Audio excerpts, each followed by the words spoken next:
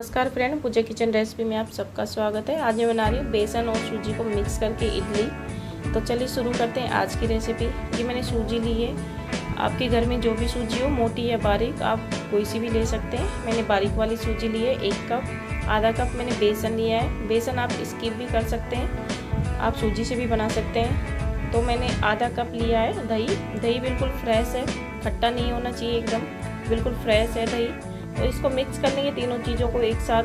अब मैं इसमें पानी ऐड करूँगी। पानी, दही जितना पानी ऐड करना है मुझे इसमें, और इसको मिक्स करेंगे 2 से 3 मिनट तक अच्छे से फेंट लेंगे ताकि तीनों चीज़ें एक हो जाए। ये देखिए, मैं इसको अच्छे से फेंट लूँगी, एक ही डायरेक्शन में इसको फेंटें।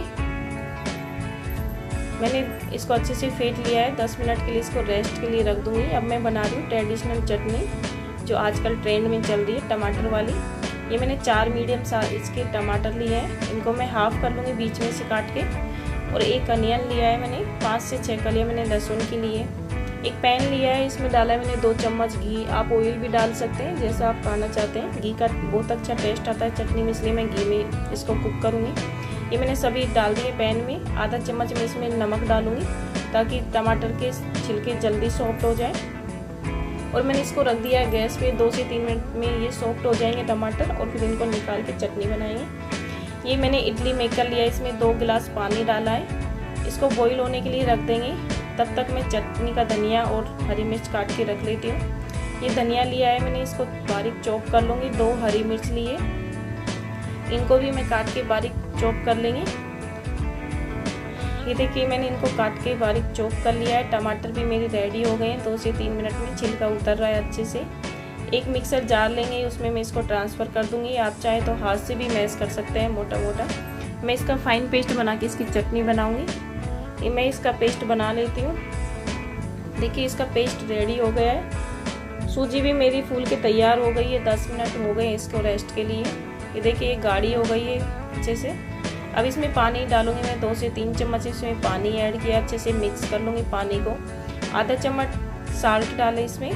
2 से 3 पिंच मैंने इसमें हल्दी डाला है, कलर के लिए, ऑप्शनल है, आप डालना चाहें तो डाल सकते हैं। आधा चम्मच लिया है मैंने बेकिंग सोडा। आप चाहे तो इनो साल्ट भी डाल सकते हैं। मैंने सोडा लिया है। इसको मिक्स करेंगे थोड़ा सा पानी डाल के ताकि सोडा अच्छे से फूल जाए।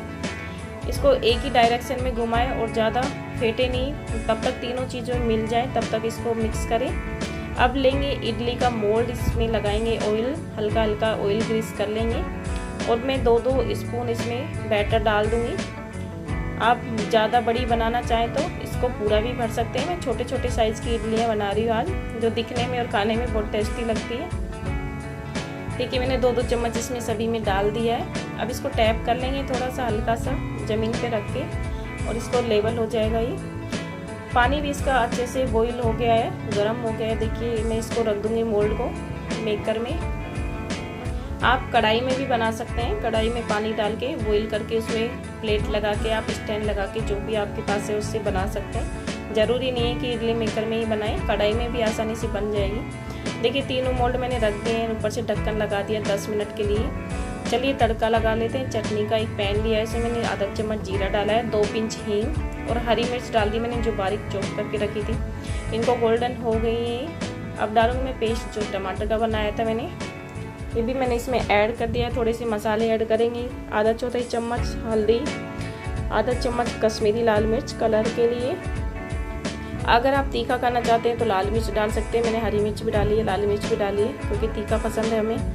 अब डाला है मैंने आधा चम्मच हरा वो धनिया पाउडर, और मैंने बारीक चॉप करके रखा था वो धनिया मैंने इसमें ऐड कर दिया है। थोड़ा सा साल्ट डालूंगी मैं इसमें। साल्ट आप अपने टेस्ट के अकॉर्डिंग डालें, क्योंकि मैंने जब कुक किए थे तब भी थोड़ा सा साल्ट डाला था।